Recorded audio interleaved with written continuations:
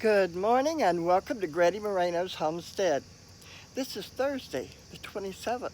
This is a day that I go to the big city of Nashville, and you'd be surprised what I'm going for. Yeah, my destination is Vanderbilt University.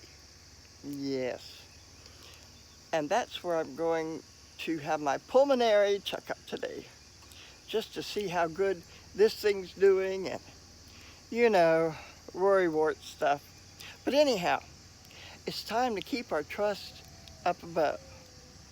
It's time to keep watching the skies.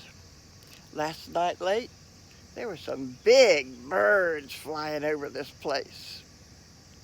Yeah, they fly over in the daytime too. So keep your eyes on the sky because you need to stay prepared. You need to stay alert.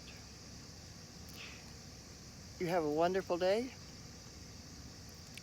Stay alert and God bless you.